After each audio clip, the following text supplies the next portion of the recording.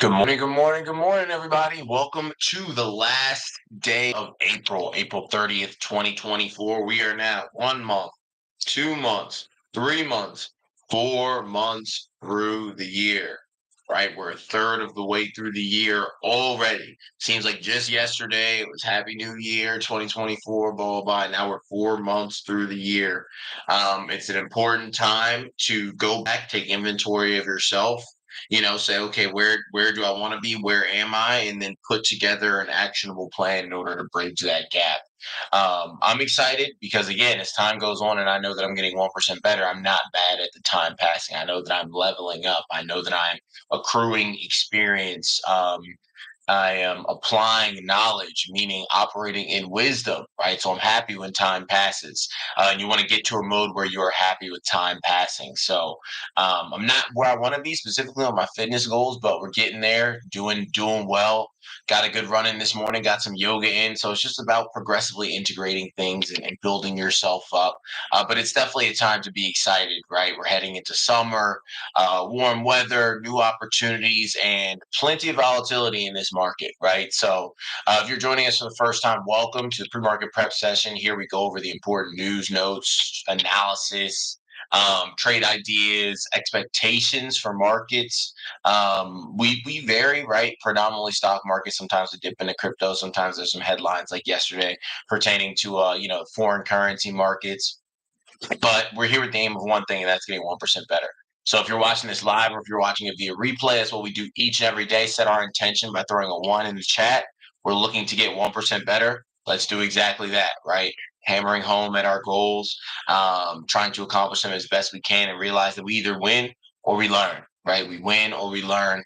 But there's always something positive to glean from the experiences. And also understand that there's time to give yourself some grace, right? If you're somebody who's been going through a lot and you look back and you go, oh man, I'm not where I imagined I'd be by April, but this has happened and that has happened. I'm not talking about making excuses for yourself. I'm saying you've actually been putting in some work to improve, but you're not exactly where you want to be, right? Make sure that you are still giving yourself some grace if it's due. Don't be like, oh man, I stubbed my pinky toe back in February and I'm still not right and it's April. Like, no, if you've had, things going on with your kids, things going on with your job, you've had tons of stuff happening, give yourself credit for those, steps that you have been taking, right? If you're not where you want to be in your fitness journey, have you at least worked out more as of recently than you have in the past? If you're not where you want to be, when it comes to your metrics on your job, have you had some crap to navigate where you're still further ahead than when you were a few months ago? Right. It might not be as far, but if you are still increasing your metrics and doing well, maybe it's just you holding down the job while your kid was going through something or your spouse was going through something or a family member, right? Maybe you lost someone and you had to push through. Factor all of that in, right? Because I feel like we judge ourselves like life is a vacuum and it's not. It might be your trading performance, right? If it's your trading performance, you're like, man, I wish that was further along than where I am right now, right? Understand that, especially if you're just getting started, this is a learning experience. It's a learning experience that you have to grow, right? You pay that market taxes, which means that you're not going to win every trade. You might have a streak where you are struggling to find your rhythm. It might be with sizing, right? It might be with the timeline with which you're making your trades, right? Having all of that as a tinkering act, making sure that you have the correct expectations when it comes to something, right? When it comes to the style of trading, if you're looking to execute on longer swings, give those long swings time to cook. If you're looking to get a certain amount of revenue while only executing on long swings, you also need to make sure that you bring enough money, starting capital, to the table to get that revenue, right? If you come here trading with 300 bucks on long swings, right, and then you look and you're sitting here and you're waiting maybe a month or a few months for a play to materialize, and you're like, oh, I want to make, 500 bucks a month, that math doesn't math, right? If you're looking to make a certain amount from a certain trading style, make sure the capital that you have matches that trading style, right? So take the time to do inventory, not just to crap on yourself, but to say, hey, what I'm doing right now isn't working in the way that I wanted to. What adjustments do I need to make, right? Because you won't make $500 a month long swing trading 200 bucks or 300 bucks, right? That's not how it goes. If you want to make more, long swing trading in a shorter amount of time, that means that you need to make sure that those percentage gains translate to large dollar gains, right? So you need to be getting 5 contracts of something and swinging 5 contracts of something so that as that long-term swing gets to moving, you make registerable progress, right? If that makes sense. If you get, 1 contract for $50 and you're like, okay, cool, this contract, is up a certain amount of percent, but it took a month and a half to do so, you're like, this doesn't really line up with what I want to get done. So I need to make sure that I start putting more capital into these swings so that when the swings start moving, if I want to do swings, then they match up with my expectations of what I want from trading revenue. Right. These are all things that you tinker with as you get more experience going about your trading endeavors. But it's important to make those changes. Realize that when something works, the only thing you have to do is tailor it to work for you. Right. Whether that is AI, shout out Kaizen if you're not registered. I know a number of you are already registered. A number of you are, signed up as well to help propagate the event and become affiliates and get more people empowered with this tool that is AI. But tweak it to how it works for you. Right, whether you need like Google Docs and Google Docs full of standard operating procedures or blah blah blah. Don't just look at something and say, "Man, I've been trying this for a few months and it just don't work." I am pretty sure Tony Hawk said that when he started skating. I'm pretty sure Oprah said that when she started broadcasting. I'm pretty sure The Rock said that when he was playing football for forever and then, didn't succeed in the way that he wanted to at that, or maybe with wrestling when he was living out of his car, or maybe Steve Harvey with comedy. Or you see where I'm going with this? Nobody did anything for 4, 5, 6 months and said, "Man, I'm not a millionaire yet, right? It's time for me to quit." No, it's time for you to continue to tailor how you do things and make sure that you are making the necessary changes, right? There's always tweaks to make, right? We want to function like AI where there's always, okay, what happened? Okay, I'm going to analyze. Okay, these are the tweaks that I need to make, right? Make sure your expectations make sense. Make sure how you're operating makes sense. And if they don't, just tweak it. Just tweak it. And it's as simple as that. That's all you can do. Either you tweak it and you change or you give up. Right. So as we sit here at the end of April and you look back at everything that you might be going through, right? Whether that is your emotional health goals, your fitness goals, this, that, and the third, it's like either you're going to tweak it and get better or you're just going to give up. And you know where giving up gets you. Right. So unless you're fine with that, continue to tweak, continue to grow, because that's what this world is. It's constant tweaks. Life was never meant to be easy, right? Nobody told us it was going to be easy. That's the privilege of being alive, right? That you were put here knowing that you had the ability, the intellect, the means to pivot with the constant pivots that life provides you with, right? So let's go bright-eyed and bushy-tailed into May. Tweaking expectations, tweaking the way that we do things, adjusting things, right? And making sure that by the time we're, 4 months down the road, right, and we're 2/3 of the way through the year, we can look back and say, man, after the end of that first third of the year, I really tweaked things into high gear. And now I still might not be exactly where I want to be, right? I might not be bringing in $1 million a month, but right, I might not be running 20 miles, but I went from 3 to 10, right? Or I went from 3 to 5 or 3 to 6. That's significant, right? That's significant. So give yourself some grace, but also make sure that as you analyze, you're not just beating yourself up. You're like saying, okay, what needs to change? What needs to change for me to get there and setting out a path? Because you just saying, oh man, I suck, I failed. That ain't gonna help you, right? Ain't no good in that. So a little bit extra this morning, but you guys know how I am at the end of every month. I think it's important to look back, take inventory, say, okay, this time passed. What do I need to do in order to further accomplish my goals? Because we're always trying to have iron sharpen iron. Kaizen, 1% better daily. Top news, merger mayhem. Let's dive into it. On a momentous day for Paramount Global, ticker PARAA, its lead suitor Skydance Media has come up with a deal sweetener in the guise of $3 billion more in cash for debt retirement or buybacks. That's meant to mollify holders of Paramount's non-voting stock. Don't know if I pronounced that word correctly, MOLLIFY, who increasingly pushed back against the original deal that would have favored controlling shareholder Sherry Redstone and her family company, National Amusements, by awarding her a hefty premium compared to common shareholders. Now, merger fallout, Skydance's original offer caused major pushback from Paramount shareholders, as well as its CEO, Bob Bakish, as the proposed merger would have benefited Redstone at their expense. Bakish was ousted on Monday and has been replaced by an office of the CEO, consisting of CBS CEO George Cheeks, Chris McCarthy, CEO of Showtime/MTV Entertainment Studios and Paramount Media Networks, and Brian Robbins, CEO of Paramount Pictures and Nickelodeon. Barclays called the new management structure unusual, saying it would likely complicate execution further in an already challenged environment. PP Foresight analyst Paolo Pescatori said the new arrangement looks like a car crash with clear divisions among key stakeholders. In terms of an earnings review, Paramount shares initially gained after hours on Monday as the company slashed losses and boosted adjusted operating income despite reporting revenue just short of expectations. However, its Class A stock, Para, later reversed course to trade 4.5% lower, while its Class B shares, right? So it has PARAA, the Class A shares, and then Class B shares, PARA. Those Class B shares paired gains to rise 0.4%.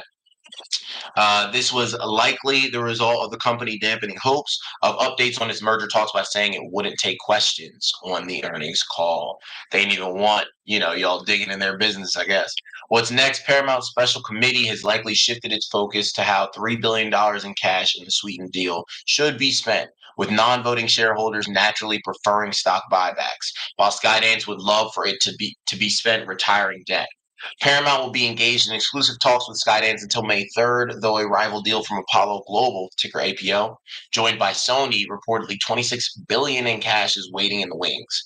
Investing group leader Stone Fox Capital earlier this month had warned of the risks of Paramount's controlling shareholders pushing for a subpar deal. Yeah, I mean, I still don't think any deal is going to go through. Like, I feel like this has been the death of deals, right? That's what this time period essentially can be called. Just straight up the death of the deal. Merger and acquisitions are dead in the water. I wouldn't be expecting any of this stuff, even if they do work out a deal, for it to go through. Just wouldn't at all. In terms of our energy news, coal phase out.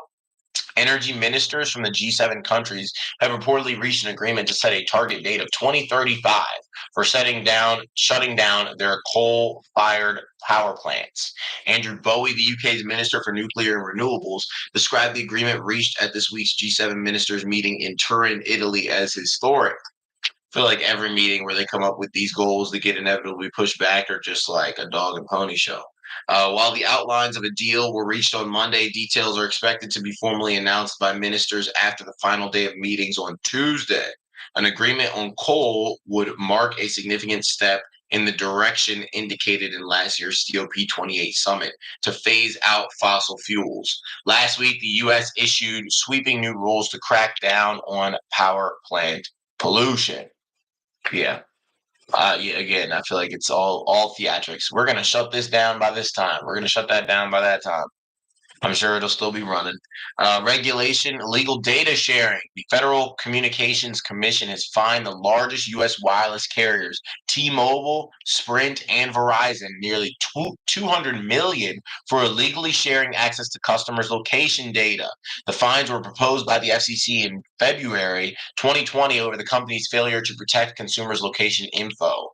According to the FCC's investigation, each carrier sold access. So the carrier sold access to its customers' location information to aggregators, which then resold access to this data to third-party location-based service providers. All of the wireless carriers are expected to appeal the regulator's decision. At the end of the day, if your data is out there, it is being used and it is being sold and it is being resold. And that is happening legally or illegally. I've voiced the sentiment on here recently that I still stand by, which is some of these hacks that are happening are hacks, but some of them are just brokered, right? It's like illegal transactions taking place under the guise of hacks. It's like, oh, hey, you guys got this location data? Yeah, but it's illegal for us to share it with you. Okay, what if you guys just build in a backdoor and you get hacked, right? And then millions of users' information and data is leaked, and then we just accidentally drop a few hundred million in your account. Like some of it is legitimate hacking for sure, because hacking is getting even more advanced. Swindling is getting even more advanced. When I mean that's one of the reasons too that you have to be so on point and so like in the know with what's happening with AI, because if you're not aware of that, like you are going to be absolutely cooked just from the schemers that are using it already. I might have told you guys But this was months ago, probably almost might be a year ago now, that my grandfather, who is a former DC police officer and detective, was these scammers using AI tried to call and frame themselves as my brother who had gotten in trouble for hitting some lady in a car accident, right? It was like, oh, like they called him and knew that they called him Pop Pop, right? Knew that my brother and me called him Pop Pop, and knew where he lived at the time.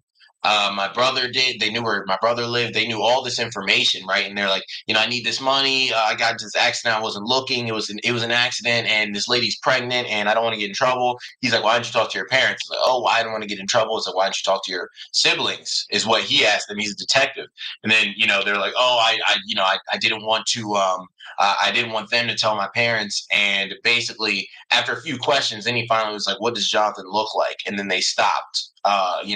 They didn't answer. But at this point, if your voice is online or anywhere recorded, your voice can be cloned, right? People know your location, they know where you're at, they know a lot of information about you. It's important to know that, not even to make money off of it or to bring an extra value prop to what you do at your job, right? But just to survive and not get scammed, because it's so many people out here getting scammed, and you fall for that, right? You see a video of a loved one or you hear their voice. A lot of people are like, "What do I need to do?" And this was a year ago, right? So imagine what the heck people are able to do now. Like it's not just oh man, maybe I'll learn AI eventually. It's an important, like it's absolutely paramount to just existing in today's world, knowing what's possible. Because if you have no idea what's possible, then you don't know when you're being taken advantage of, and you also don't know the power that you can bring to the table. Because a lot of this stuff, like these companies, move in a very archaic way. Right, in a very, very archaic manner. And just talking to my friends that, work in big corporate outfits, and some of the processes that they use are super, super archaic, and we're looking to overhaul those now and bring the solutions there to the company. And there's nothing like solving companies problems because they pay up, right? So if you recognize that your company is falling short in this area, create a solution in order to help that. And they say, wow, this person was a freaking intern and they did something that saves us hundreds of millions of dollars a year. Right. When deals are processed and transacted, if you can just decrease a little bit of that friction, that saves these companies millions. Right. So you can turn around and be like, hey, I made this that just makes it easier to communicate across cross company deals, or something where, when information is updated, they get it immediately as opposed to going to this like archaic spreadsheet and having to, sort out the information from there. That's the type of thing where it's like once you have this knowledge, you can operate inside of your company and say, oh, this is all the stuff that makes where I work suck. This can solve it, right? This has the ability to solve it. Let me introduce that now instead of waiting for a Microsoft or an Apple or one of them to solve it. Why leave it to them, right? The tools are literally in your hands to do that. And you can make a website, you can make a voice automated receptionist. You can make, like, there's so much that you can do with what AI has to offer. So I'm telling you this because we're in this time where I feel like everybody can feel it. There's a monumental shift taking place.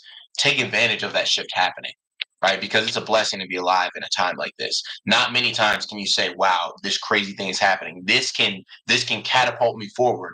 Let me spend the time to do it." Right, and that's where I'm at. And that's why I've been sucked in, and that's why I'm not out on weekends, and I'm not doing this, and I'm not doing that, because we're in a super important time in life, super important time where if you take advantage of this information, it could change things for you a lot. And it's already starting to, it piqued my interest, but it's already from professional standpoint opening up a whole other dynamic of business for me that I had not anticipated, but it's fun to be involved in. So learn how you can solve problems and solve it with technology that makes it easier to solve problems. You don't have to code to know how to do it. You can start that journey at I'mBetterDaily.com, because we're going to be getting into it June 19th, 20th, 21st. In terms of media news, a lot of media this morning. NBC pitch. Comcast, NBC Universal is pitched paying an average of around $2.5 billion a year to air National Basketball Association games, as the firm contends with Warner Bros. Discovery's TNT for the broadcasting rights. Warner paid an average of $1.2 billion under its current NBA broadcast deal, but failed to finalize a new contract before an exclusive negotiating window expired, allowing NBC to make an offer. Disney, ticker Diz, the NBA's other major TV partner, is expected to pay an average of around $2.6 billion to renew its deal, up from around $1.5 billion a year currently. Meanwhile, Amazon has reached a framework for an NBA streaming deal similar to the one it has with the NFL. So just the streaming wars, right? Streaming wars continuing. Um, Today's markets in Asia, Japan were up 1.2%, Hong Kong up 0.1, China down 0.3, India down 0.3, London up 0.6, Paris flat, Frankfurt down 0.4, Dow flat, S&P down 0.1, basically flat, Nasdaq down 0.1, basically flat. Crude up 0.4%, gold down 1.3%, Bitcoin down 1.1%. Today's economic calendar, the FOMC meeting is today, right? Begins today. Tomorrow is when we get the, FOMC minutes, right? The notes from this meeting, and when we get the interest rate decision, and when we get Powell speaking, right? So a lot of things will be affected. That is going to be the crux, the fulcrum of this week's price action and the sentiment of the week.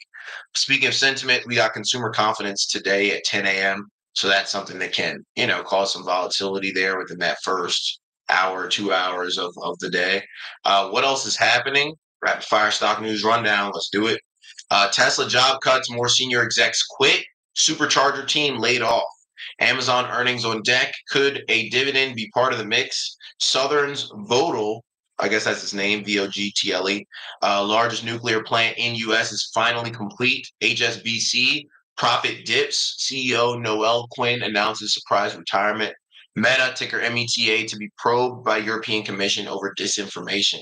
Oil slides on Middle East ceasefire talks. Trans Mountain pipeline expansion. MicroStrategy falls as impairment drives wider than expected loss. FAA bill, marijuana banking measure losses, potential avenue to passage. Biden administration eyes Russian uranium import ban as legislation stalls. So that's it for this morning. I thought that was interesting. What was that? Marijuana banking measure loses potential avenue to passage. Yeah, it's tough on the banking front, but that's a whole other area of value when it comes to being involved with the marijuana industry. You guys know, if you follow my parents on Facebook, that they're in the middle of an acquisition involving a cannabis company, and it's a fun space to be involved in. Although I don't partake myself anymore, right? But it's a fun space to be involved in because of everything that's happening with nootropics and all of that. But even just if you guys go into a cannabis dispensary's website, it's a mess. It's an absolute mess, and a confused mind does nothing. So one of the projects that we're doing right now, just to give you some insight into what's going on, is just a bot, right? Landing page bot that can help you get from point A of knowing, okay, I'm here for some type of product, to actually getting that product, right? What is your mode of consumption? Are you looking for edibles? Are you looking for flower, right? What are you looking for? And then what is the end result that you're looking for? Okay, based off of that, this bot is uploaded with a database of characteristics of all of the product you guys have available. And it can take you through where you say, okay, I have anxiety, I have trouble sleeping. I haven't, medicated with THC before.